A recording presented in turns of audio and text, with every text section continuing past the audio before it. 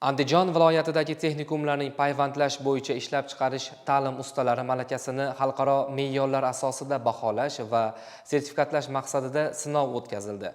Toshkent xalqaro sertifikatlash akademiyasi huzuridagi o'quv markazi tomonidan tashkil etilgan imtihon jarayonlari haqida hozirgi lavhamizda tanishasiz.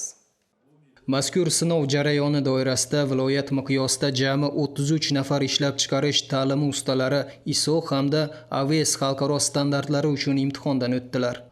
Bugungi kunda mamlakatimizda kasbiy ta'lim sohasida, kasbiy ta'lim tizimida qator islohotlar amalga oshirilmoqda.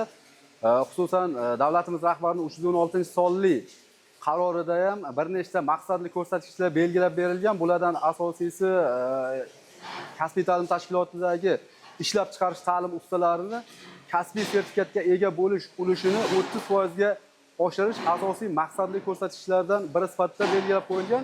Shu bilan birga biz ham faxr bilan ayta olishimiz mumkinki, bizning payvandchilarimiz ham qo'lidan nima ish kela olishini haqiqiy bir payvandchi mutaxassis sifatida